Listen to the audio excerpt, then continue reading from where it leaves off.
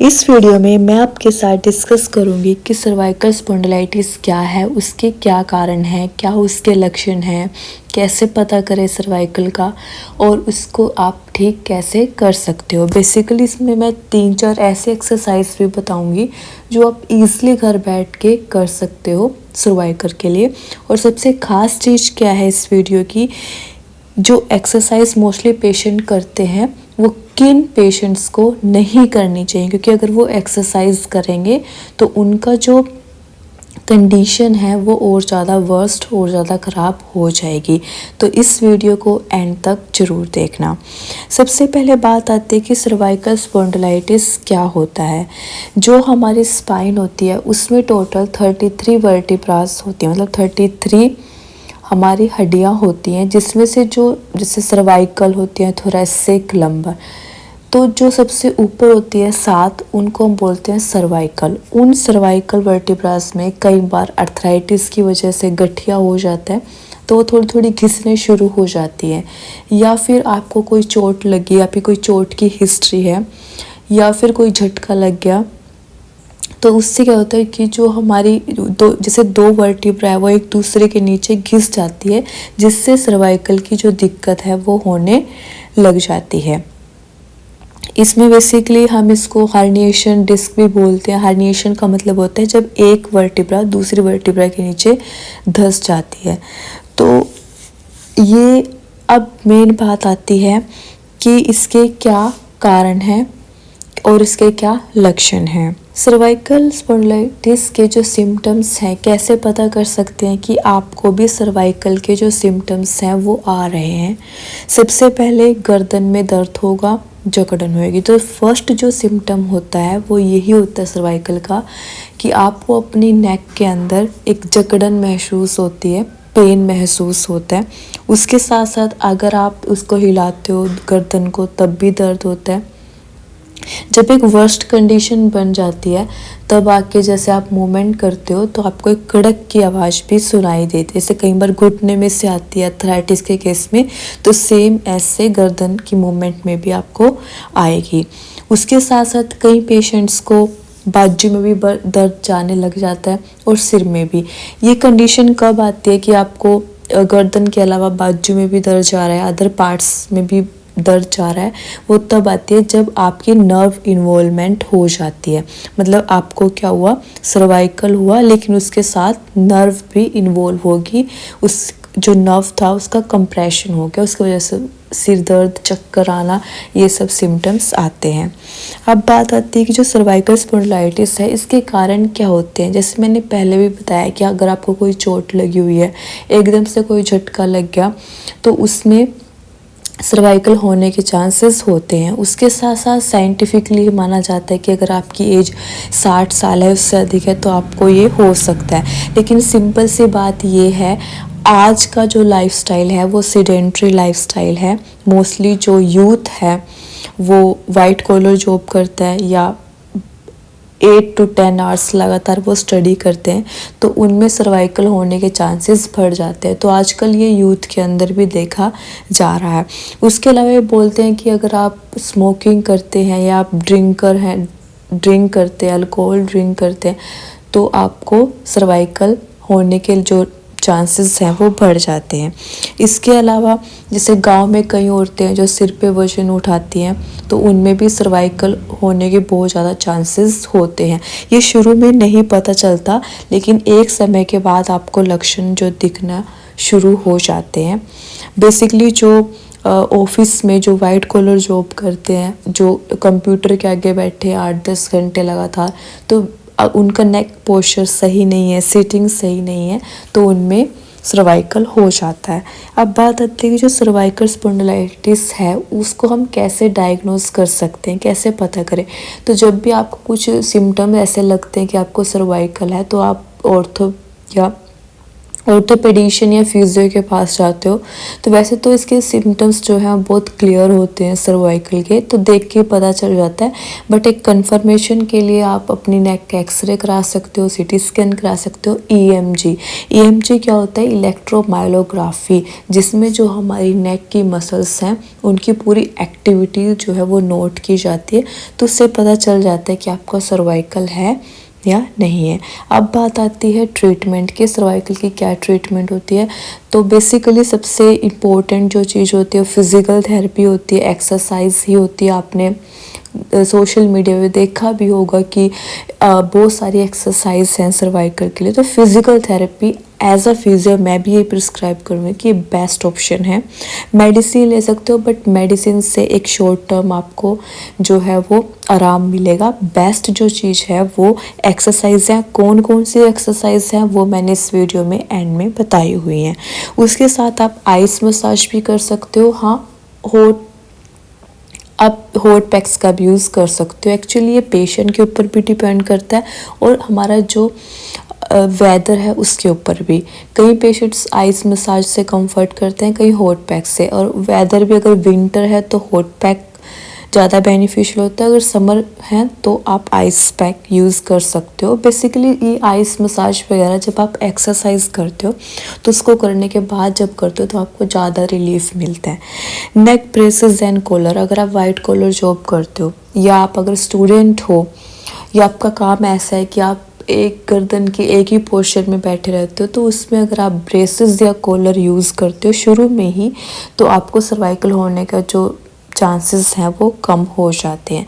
तो ये सब ट्रीटमेंट थी हमारे सर्वाइकल की। इनमें से मैं फिर बताना चाहूँगी सबसे जो बेस्ट होती है वो होती है फ़िज़िकल थेरेपी। इसमें आप जैसे फिजियो सेंटर पे विज़िट करके एक दो आप ट्रीटमेंट भी ले सकते हो, जैसे वो आपको अल्ट्रासाउंड वगैरह दे देगा। बट जो बेस्ट चीज़ है वो एक्सरसाइज है।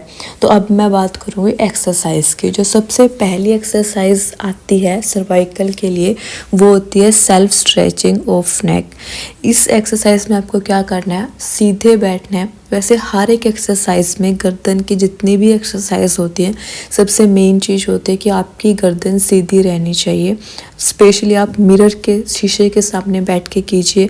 अगर आप ऐसा नहीं करोगे, गर्दन का पोस्चर सही नहीं होगा तो दर्द कम होने की बजाय और बढ़ जाएगा।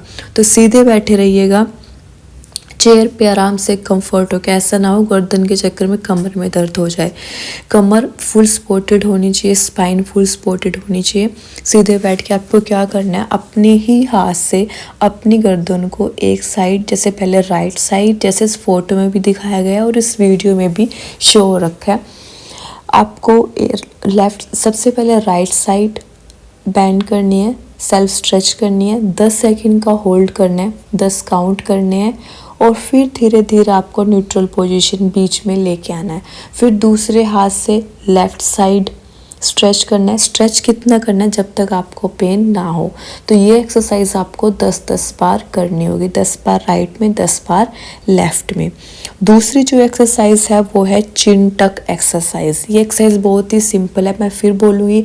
ये एक्सरसाइज आप शीशे के सामने करेंगे तो ज़्यादा बेटर होगा। बैठ के भी कर सकते हो, खड़े होके भी। इसमें सिंपल क्या करना है? अपनी जो इंडेक्स फिंगर होती है, सबसे फर्स्ट वाली फिंगर, उसको अपनी चिन के ऊपर रखना है और अपनी चिन को, अपनी ठोडी को पीछे की तरफ, जैसे इस फोटो में भी दिखाया गया और इस वीडियो में भी शो हो रखा है, पीछे की तरफ लेके जाना है, 10 सेकेंड का होल्ड करना है और फिर रिलैक्स कर देना है। तो ये हमारी होती है चिन टक एक्सरसाइज।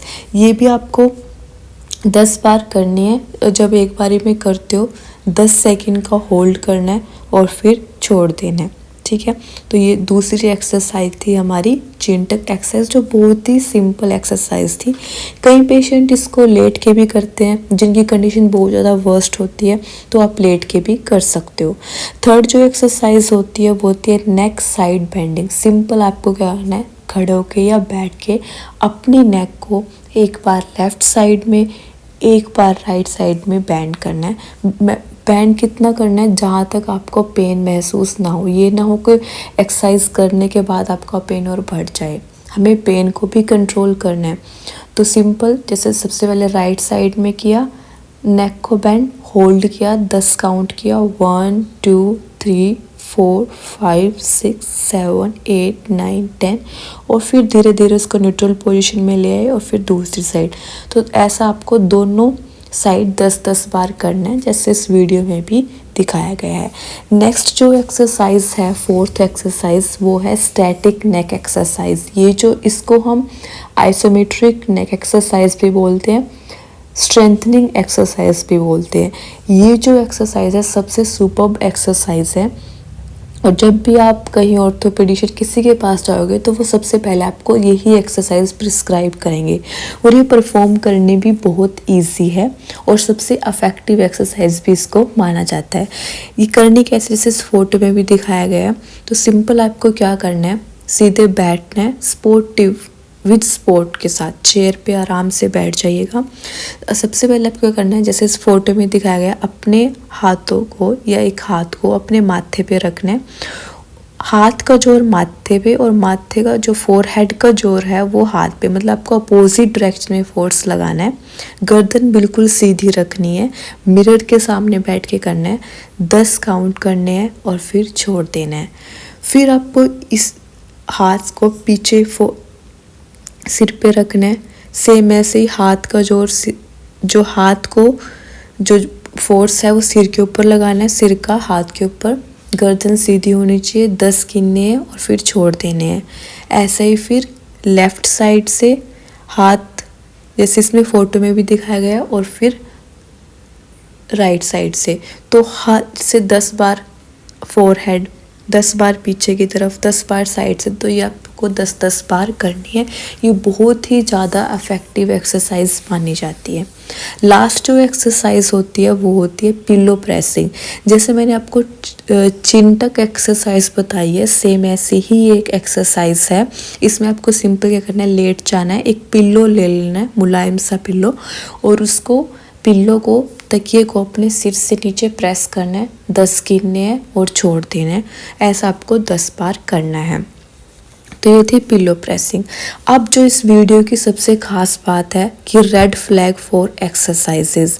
सर्वाइकल के अंदर ना कुछ पेशेंट्स ऐसे होते हैं जिनको एक्सरसाइज करना बिल्कुल मना होता है। उनके लिए जो एक्सरसाइज है वो रेड फ्लैग है कि आपको एक्सरसाइज बिल्कुल नहीं करनी है। किन पेशेंट को होता है, देखो, अगर आपको सर्वाइकल सिर्फ शुरू के लक्षण आए हैं, आपको सिर्फ गर्दन में दर्द है या सर में दर्द है, लेकिन उससे ज़्यादा कुछ नहीं है, आप थोड़ी बहुत एक्सरसाइज करते हो, आपको आराम मिलता है, उसमें आप एक्सरसाइज करो, वो इफ़ेक्टिव रहेगी।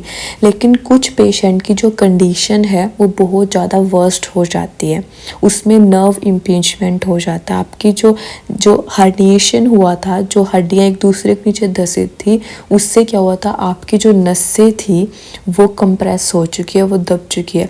अब आपको और सिम्टम्स आने लग गए हैं।